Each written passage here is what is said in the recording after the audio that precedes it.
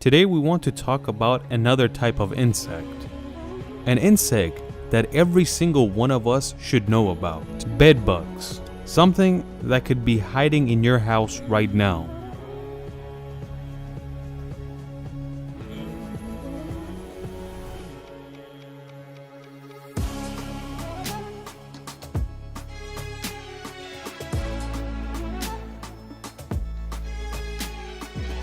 Throughout its life, the bedbug continues to grow from extremely small to big. Even though it grows most of its life, but it's not like it's a big bud like a cockroach. It's still extremely small. Its size could be as small as 1 millimeter, which is the egg, and it could grow as much as 6 to 7 millimeters, and those are the biggest ones. As you know, humans have 5 senses: taste, hearing, sight, smell, and touch. But for the bedbug, you have to add 2 more senses to that. One of the senses is that it feels the heat of the prey it wants to attack, and it'll know that there is a living being right here, so it goes towards it. And the 7th sense it has is that it can detect the carbon dioxide an animal or human does on the exhale. So when you exhale, a lot of carbon dioxide comes out, and these bedbugs realize that. A sense that's unique to bedbugs. Like for example, when a scientist is experimenting with these bedbugs and they exhale on top of these bedbugs, they get extremely excited and start jumping around and looking for where that exhale came from, because they know that there's a prey nearby. The lifespan of a bedbug is between 3 months to 1 year. And if they're not fed in 1 week, they will die of starvation. This is only if the bedbug is active and it moves around. But if you go into a colder climate, the bedbug actually freezes in spot and does not move around. And if this takes place, the bedbug cannot eat for 3 months and still survive. But when you go to the other side of the season, when it gets warm and the bedbug is happy and it's running around, that's when their energy runs out quickly and they die of starvation in 1 week. What does it eat? Bedbugs like blood, any living being's blood. It is true that it drinks blood, but you can't compare it to other bloodthirsty insects like mosquitoes, because mosquitoes are the deadliest animal or living thing in the world. And that's because they carry a lot of diseases, which we made a video on. But bedbugs don't carry any diseases. When a bedbug finds a host and it wants its blood, it does it so masterfully that the host does not realize that it's being hunted down. It's not like a mosquito where it leaves a huge mark and it actually leaves pain. When the bedbug sticks to you, it usually feasts for 10 minutes and then it finishes off and takes off. These are the same size bedbugs, but the left one has eaten and the other one is starving. And you can see how much fatter the other one is. When a bedbug bugs a human, this is how it leaves it. But this is only for 50% of the population. The other 50% don't even have one marking. It's like it didn't even stand on you. Back in the day, in most beds, especially places that were not clean, you could find bedbugs. And in the 1950s, 1 in 3 beds had bedbugs in it. Like for example, if you feel like you have bedbugs on your mattress, the best way to check is to lift up your mattress, get rid of your sheet, and look in the corners. If you see black dots like this, just know that there's bedbugs in here, because that's the feces. If there's plenty of it, just note that there are thousands of these bedbugs around, but if it's slow, you caught them off early. Sometimes your mattress, your couch, chair, carpet is so bad that it looks like this, and it's horrific. You literally see live bedbugs moving around, and of course you see its eggs everywhere. Eggs that will join them very soon once they hatch. One huge problem with bedbugs is that if it enters an apartment complex, especially that has joining walls, if it enters one house, it's a high chance that it could enter the house next door, and then the next, and take over the entire apartment if you don't keep your area clean.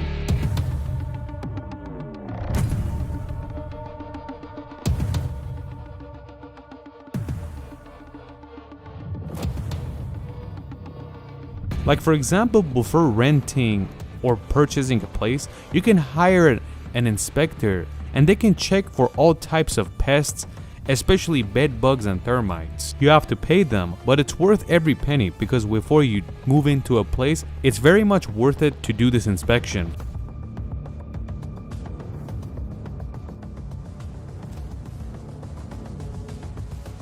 What do we have to do to not take these inside the house with us? The most common way you can bring bed bugs into your house is while traveling. This is the way they enter your clothes, house, and car. You can find them mostly in dirty motels and hotels that are not taken care of. You can find bed bugs in the hotel bed, chair, couch, and even carpet.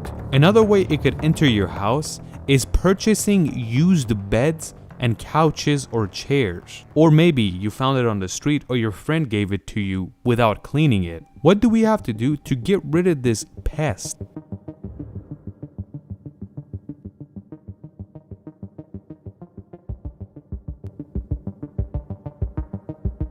Keep all those in mind, and if you're suspicious that you have bed bugs in one of your mattress, there is a special type of bag you can purchase that literally suffocates the bed bugs in it. You have to completely enclose it and close the zipper where the bed bugs can't escape no longer. But you have to keep it on for 300 days to make sure these bed bugs don't get out and reproduce and they die inside the mattress. If you don't keep it for 300 days, there's a chance that some of them could survive and the process will start all over again. Another way to keep it clean is to wash your sheets every 2 weeks. Just the heat alone in your washing machine could keep everything clean and kill off any potential bug. You could compare the bed bug to a roach. Anywhere that's disorganized and dirty, it likes it more. It hates organized places. First of all, it snitches on them quickly because you can see them moving around. When you change your bed sheets, you could see them right away. If you see one of these in your room, just know that there's probably thousands of them and you have to get rid of them as soon as possible. The best thing you can do is completely vacuum your room, and to get rid of them, use diatomaceous earth. This is basically silica dioxide powder, and it's not used as a pesticide. It's basically sprayed somewhere and it slows down the bed bug, starving and making them die of starvation. You have to dump a little tiny amount of it in your room where you don't really see it, but it's there, and not clean it up for a while. Even put it inside the plug because that's a great hiding spot for them. If you want to instantly kill bed bugs, you have to use steam. If your steam cleaner reaches 46 degrees Celsius, they will instantly kill these bed bugs. There's a lot of bed bug killers and different types of sprays, and experts say that these don't work. And don't even get me started on these bug repellents that get plugged into a wall, because those are just a scam that just use electricity for no reason. All these work for places that don't have a lot of bed bugs and it's not an infestation. But if you have a place that is an infestation, you're gonna need an expert that's gonna come and exterminate all these bed bugs. And you need professional help because you can't do it yourself. And then after that, you have to clean it properly where this problem doesn't occur again.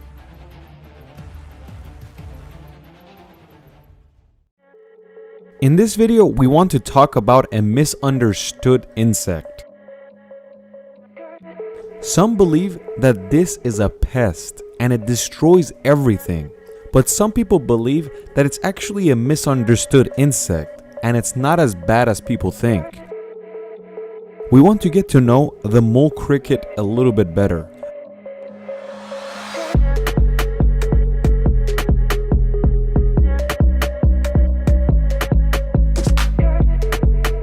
Obviously you heard us that the name of this insect is mole cricket. The funny thing is it has two different names for an animal. This is the mole and this is the cricket. But why is this insect called the mole cricket? The reason they chose this name is because the hands of a mole cricket is very much like a mole, and it's meant for digging. And the reason they use cricket is that the insect looks like a cricket, but either way, this is neither a mole nor a cricket.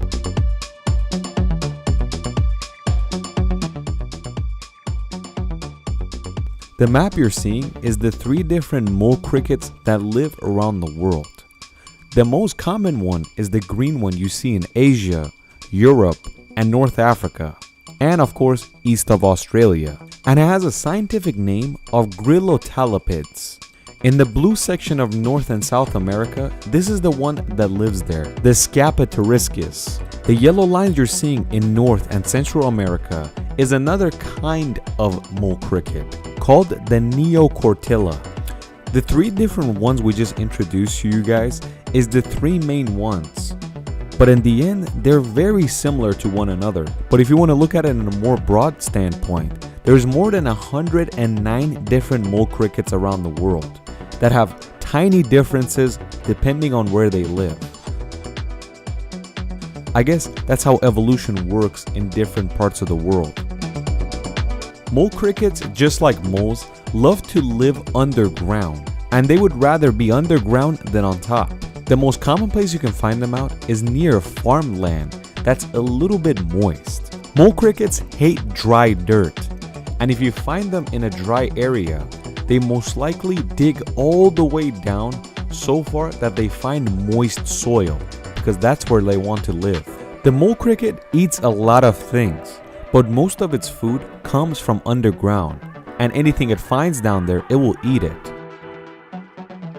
The reason the mole cricket is known as a pest and a lot of people hate it, because one of the things it finds underground and eats it is the roots of plants, and this could be farmland or somebody's garden. And it's common to see mole crickets destroy an entire farmland piece by just eating its roots. You're not gonna only find mole crickets in farmlands. You can find them in your backyard where you have trees and plants there, or somebody's garden. Anywhere there's roots, you can find these guys trying to eat it. And the difficult thing is, you really can't figure out what it's doing because everything is happening underground.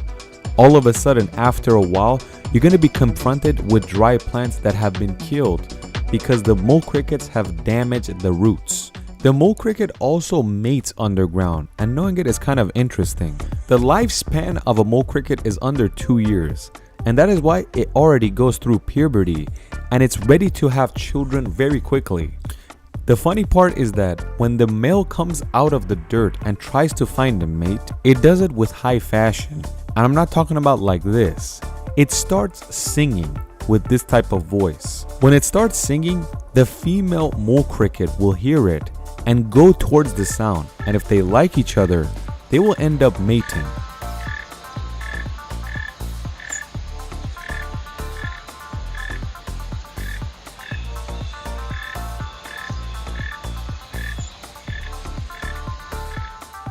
When the mates find each other and finish the job, the male's job is pretty much done and they can go find the next mate.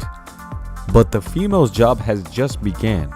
They have to go dig a hole for a place to put their eggs at because they only drop their eggs underground. You might have seen some type of mole cricket fly. Well, that only happens when the mole cricket is female. Even though the males have wings, they cannot fly. And their flight is not that special.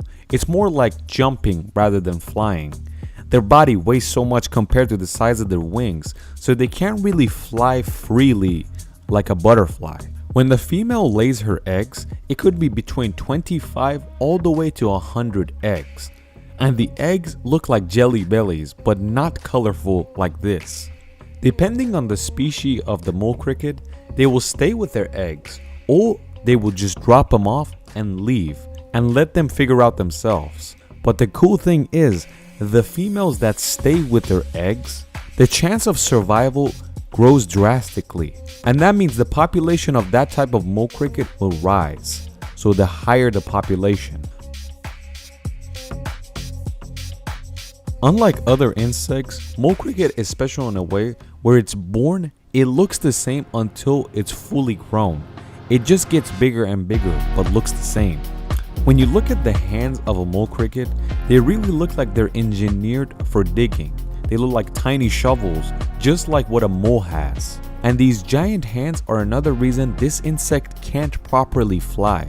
Just like its entire body, it's too bulky and heavy, so it doesn't allow it to fly freely like any other insect. And these hands are more useful than flying for this type because it has power to dig itself tunnels. The female is the only one that can fly.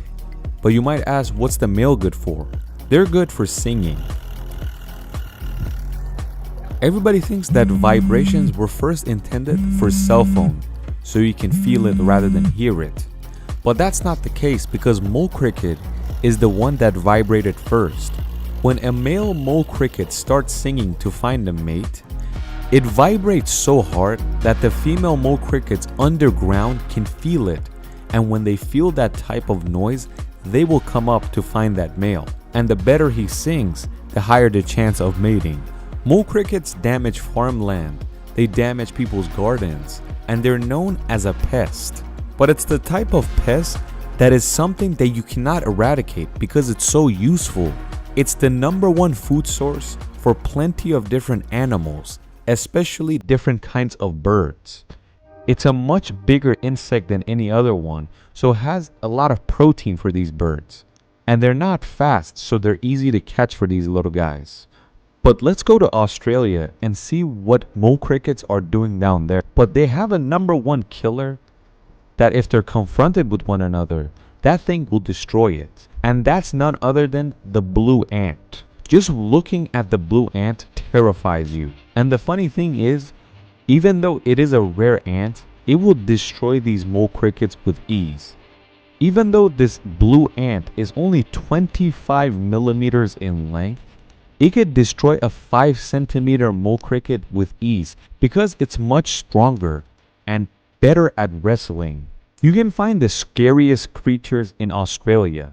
They got the blue ant, they got the most venomous snake, they got the most dangerous bird. They also have kangaroos that just want to kick you and hurt you. In modern farmland, you can't consider mole crickets as a pest. But why is that? Because they spray all types of pesticides that not only get rid of the mole crickets, but any other thing. There's so much chemical in these fields being sprayed that no insects wants to get near it. But if you go to traditional farmland when they don't have a lot of industrial pesticides, they're gonna survive much longer even though they're spraying it. Mole crickets are zero threat to humans. They don't bite, they're not venomous, they don't sting you. They just destroy the roots of plants. Another interesting fact is that mole crickets can easily swim. If they're escaping a place and their only route is water, they will jump in and swim pretty quickly. It's interesting because in the culture of South America and North Africa, when they see mole crickets, they see that as a good luck sign because that gives them hope that it's gonna start raining soon. But on the other side of the world, in Japan, they see the mole cricket as a very negative insect and it reminds them of a criminal. Another interesting fact is that in Farsi, the mole cricket is called obdozdak, which means water stealer. The reason this name came about is because when they're in farmland, they create these channels that go under the farmland. And sometimes they come up in the rows between the goods where they drop the water. So when they end up dropping the water for the plants, the water leaks through these channels, stealing the water. And that causes water shortages. That's the reason the farmers back then called it water stealers or obdozdak. If you have a mole cricket on your hand and you all of a sudden scare it, it's gonna get nervous and it might pinch you with its hands, which doesn't hurt much because compared to your skin, its hands is not that strong. But it does not bite you, it does not sting you, and it's not venomous.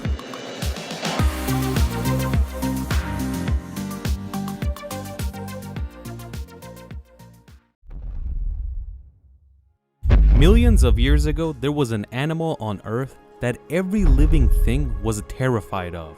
When it moved, it made the ground shake. But there was one creature that wasn't afraid of it: the fly.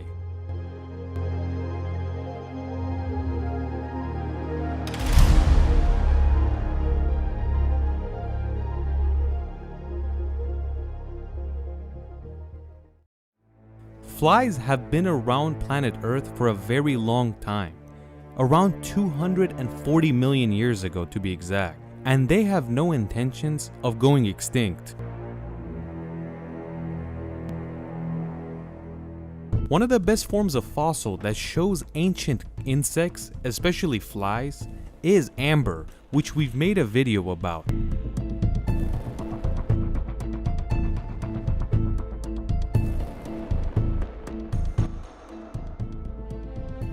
In the last 240 million years that these flies have lived all over the globe, they have turned into different shapes and sizes everywhere they live, and humans have yet to figure out how many flies we have around the world.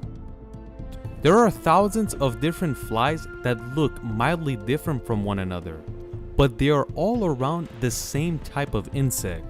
But the ones that you and I are familiar with is one type of fly, and it's called the housefly. The average size of these flies is around 6 to 7 millimeters, so not too large. And if you would like to know the difference between the male and female ones, the female ones are fatter and shorter, but the male ones are skinnier and taller. And the main reason the female ones are fatter is because they carry the eggs, and they usually have a lot of eggs inside them at any given time. The most interesting part of a fly's body is its eyes, and the type of eyes is called the compound eye. You can only find this type of eye on insects, like dragonflies, bees, and of course flies. And if you're interested, we have made a video about dragonflies as well. Unlike the human eye, a compound eye has thousands of different lenses. And even though the resolution or the quality of the eye is not that clear, but it's extremely fast and it notices a difference in color, movement, quicker than any other eye. And that is why with the slightest movement around it, it notices it and escapes. And that's why it's very hard to kill it with a fly swatter. The fly has so many lenses in its compound eye that what you and I see is gonna seem slow motion to this insect. So that's why its reaction time is tremendously fast. Alongside other insects like dragonflies and bees, flies have the fastest ones out of all of them. This insect loves eating liquid because it cannot eat solid. When it's sitting on top of something that looks solid to you and I, it's pretty much sucking up all the liquid of that food. It doesn't have teeth to chew, and there's nothing solid that could fit in its mouth. So its mouth has a straw that sucks anything. How do humans taste food? It's with the help of our nose and our tongues, which are called taste buds. But a fly is completely different, because its taste buds are located on its feet. When it lands anywhere, it starts tasting with its feet and realizes if it's worth to stay or not. All living things like their own type of food. Like humans tend to love meat. Lions like zebra meat. Snakes like to eat rats. But flies love sugar. It's not just powdered sugar. Anything that has sugar inside it and it's in a form of liquid, the fly goes crazy for it. Even a damaged piece of fruit, you could see flies flying around it and trying to eat it. You've probably seen clips of different flies rubbing their hands together when they've landed somewhere. It seems like they're thinking about an evil plan, but the reason they do this is to clean their hands so their taste buds that is located on their feet and hands can work better and detect the taste better. You've probably seen a fly walk around on the ceiling without even falling. But how is this possible? If you look at its feet underneath the microscope, this is how it looks like. It has two tiny claws, and these claws are so small and tiny and the fly weighs so little that when it lands on the ceiling, it digs into the ceiling a little bit and it could stay there and walk around. The fly has an actual long lifespan. It lasts 28 days. You might say that's not long, but for an insect, that's pretty long. A female fly throughout its life lays 500 eggs. So it tries to drop as many as possible and then die. But where do they lay these eggs? It lays it in a very special place, on top of animal feces, very disgusting areas, rotten food, rotten dead flesh, and other disgusting things. If that area is disgusting enough, the eggs are going to survive and they're going to be fully born and they could be full adults. But if it's not, they will die. So can it lay eggs in a cleaner area?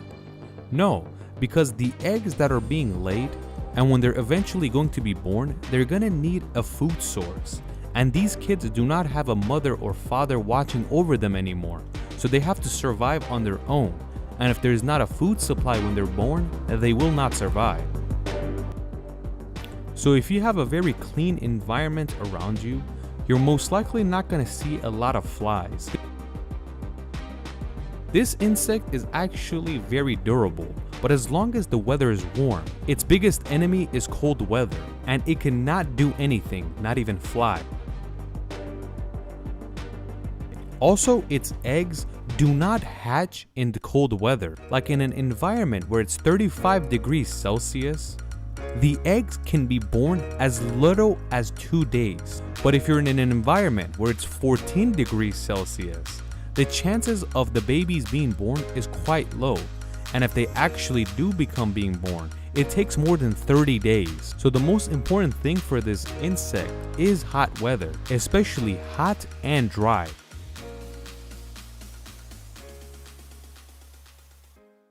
Like the Middle East, North Africa, west of the US. But the highest density of flies you can find is in Australia, because there's a lot of hot, dry places in this continent. But it's not mainly in the areas people live.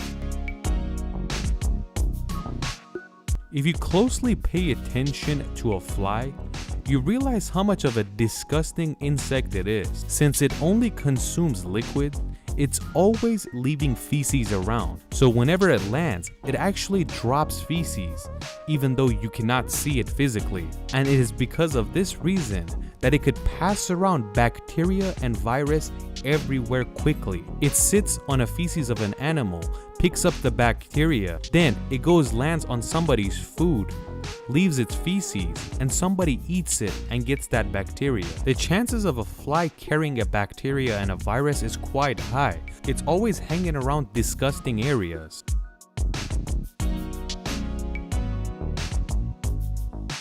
So what's the point of living for this insect? When a female fly is born, it only has one goal: to drop as many eggs as possible, and its entire goal is to leave as many as its own kind before dying. When it leaves that many eggs, it can leave in peace.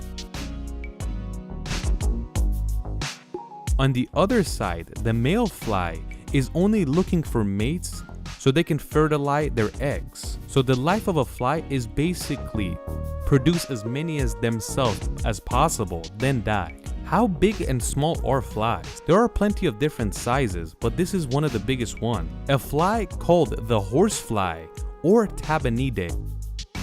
This could be as big as 25 millimeters, around 4 times the housefly. And anywhere the horsefly goes, you could hear it from afar away. It has such loud wings that it shows itself quickly. The life of a horsefly or Tabanidae is not that different from a housefly.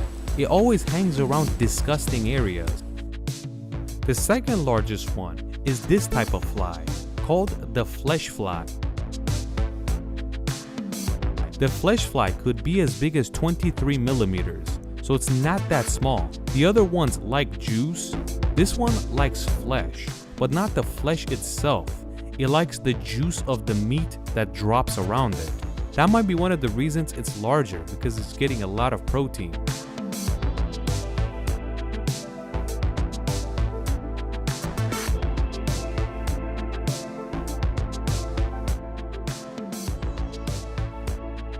Are flies dangerous? They're mostly dangerous because they're usually carrying bacteria and viruses. But we have a type of fly that is very dangerous, the tsetse fly, that could only be found in this area, Central Africa.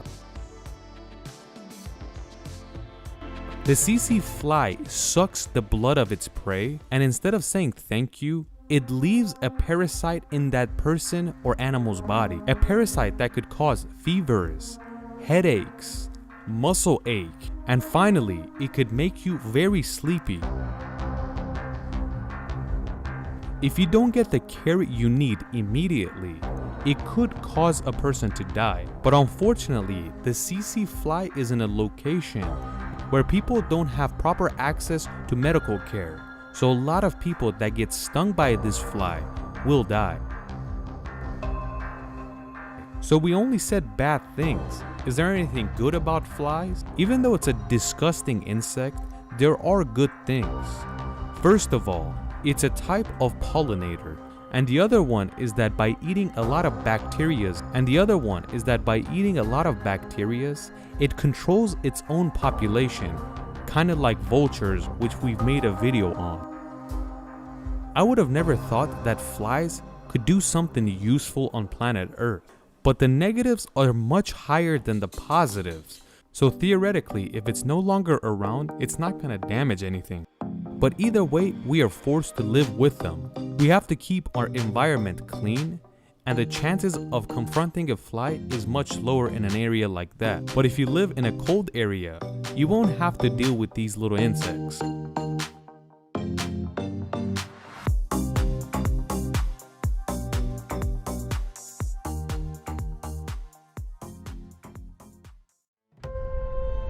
This is the deadliest creature in the world. It's hard to believe, but this little insect kills hundreds of thousands of people a year. There are a lot of animals that bite or sting you, but this animal biting a person has caused more destruction than any other animal. This disgusting insect injects a person with different types of virus that causes a slow, drastic death, like malaria. There is no more introduction needed for this insect. Everybody knows it. The mosquito. Mosquito is a blood-sucking pest, but not all of them. Only females need blood because they need the nutrition inside it to lay eggs. When a female mosquito is ready to lay eggs, they just need a small body of water so she can lay her eggs. And in about 5 days, the eggs hatch. Usually dirty standing water is perfect for laying eggs for mosquitoes, but it could do it in clean water as well. Usually when you see a mosquito, it sits on a skin and bites the skin and starts sucking blood. We all think that it's a skinny needle that inserts the body and starts sucking like it's a straw. But if you see this needle under the microscope, you see 6 different types of needles. First of all, these 6 are inside a trunk-type skin. The 2 outside ones are blades that are kind of like saws, and they're the first ones that insert the skin and creates the hole. And it's good to know that these are the thinnest needles. The next sets are designed to hold the cut open so the work can be done. So these 2 act like a pry bar, while the main needle, that's basically the main straw that sucks the blood, inserts the skin. And in the beginning, it has to look for a blood vessel. The tip of a needle has a sensor that looks for a blood vessels and realizes where to puncture. When it eventually reaches the blood vessel, the main needle inserts into it and starts sucking the blood. But one needle is still left alone. What does that do? Its job is basically to insert a type of liquid that doesn't let the blood clot up, and it keeps the blood flowing. You might not know this, but 60% of human blood is made up of water, and the mosquito does not need this much water. And that is why, while it's sucking blood, it's basically urinating the water inside the blood. So its stomach has a separator. The female mosquito is only looking for that red blood cell. The itch you get after a mosquito bite is because of that little liquid it's sprayed in to keep the blood flowing. So it's not that bad, it just gets some blood and leaves, right? But before it pulls the main needle out, it leaves whoever it's sucking blood from a little present. Any virus that's inside the mosquito, it would leave a little sample in the place the blood was extracted. You have to take this part seriously. This is the reason mosquitoes are the deadliest creatures in the world. The virus does not belong to the mosquito itself, and when a mosquito is born, it doesn't have any virus inside it, but it gets different types of viruses from different animals and basically passes it around. From the day a mosquito is born to the day it dies, if it doesn't get killed by anyone, it lives about 1 week. But in this very short life, it does everything it needs to. It drinks blood, it passes it around different types of virus, and it lays eggs. So when it dies, it basically doesn't have any more wishes. Most animals in the world do something good for the planet, but mosquitoes don't do anything special. The only useful thing they're good for is that they're food for other types of animals, like frogs, different types of lizards, dragonfly, and many more. The story of the life of mosquito is so deadly that we don't know where to start. The deadliest virus that mosquitoes have passed around throughout history is malaria, and it has been killing humans for thousands of years. And the only thing to blame is the mosquito. First, let's learn what the word malaria means and where it's from. This word is made up of two Italian words. Mal means bad, and aria means air, so it means bad air. And the reason is, back in the day, they thought pollution was causing this virus to kill people. They didn't know that it's this little insect's fault. You have to know this, not every mosquito has malaria. These mosquitoes are very low in numbers, and they live in certain parts of the world. Do you see this map?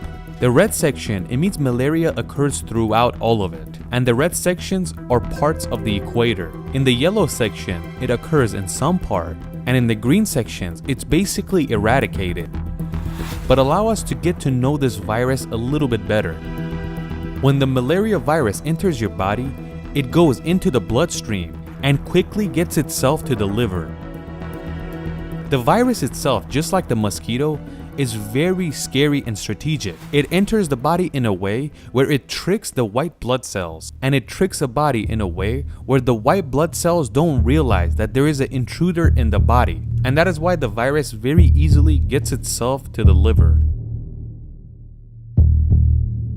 When the virus enters your body, in the beginning, the person doesn't feel a thing because the virus has not began the plan yet. The virus first starts to multiply inside the liver. When the virus amount starts to rise inside the human liver, it makes itself look like a red blood cell, and then it enters the bloodstream. If you look at a red blood cell compared to a malaria virus that's making itself look like a blood cell, it looks like this. The left one is a malaria virus, and just like the red blood cell on the right, it's not smooth whatsoever. When all this is happening, the human is not feeling a thing. But after a while, your immune system realizes that there is an intruder inside the body, and you could say it feels scammed, and all of a sudden, it starts attacking the virus. But the malaria virus is more clever than you think. It starts changing its shape and form to dumb down the white blood cells, and they don't realize that what's an intruder or what is good, and they don't know which one to attack. This is the time people start feeling sick, feeling a fever, they sweat heavily, and it could even put the person into a coma.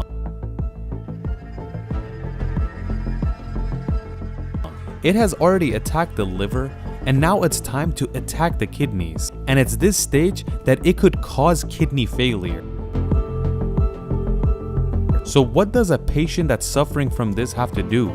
They have to immediately get to the hospital. The later you go to the hospital, the chances of living is quite slim, because the longer you take, the more damage your body parts are taking. That is why when people go to areas that have malaria, like for example Central Africa, Beforehand, they have to take a certain vaccine, they have to take certain medications in the trip, and whenever they get back from the trip, they have to be tested to make sure there's no malaria in their system. If you've seen our video about rabies, you'll know that rabies mostly kills people in very poor countries and conditions, and that's mainly in Africa and India. Malaria is pretty much the same thing.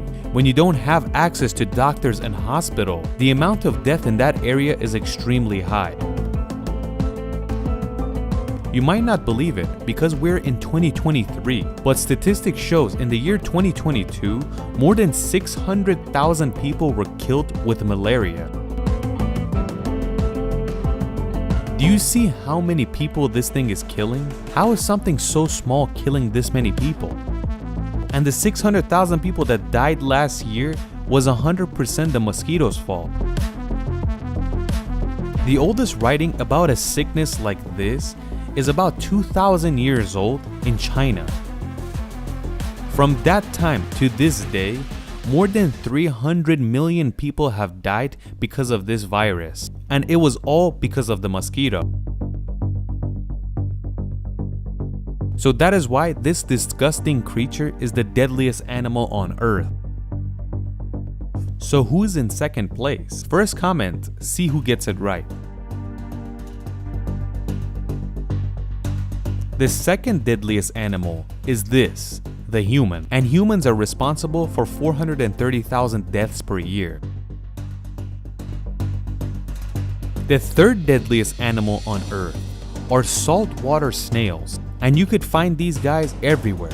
And just like mosquitoes, it's not the snail itself, but rather than the parasite that they carry. And because of these parasites, more than 200,000 people die per year. To counter mosquitoes in your area, you have to make sure you don't create a nest for it where they can lay eggs. And that means don't leave standing water near your house, because this water could be a perfect place for the mosquito to lay eggs. They say for places that you can't solve, pesticides is the best idea, and the mosquitoes stay away from that entire area.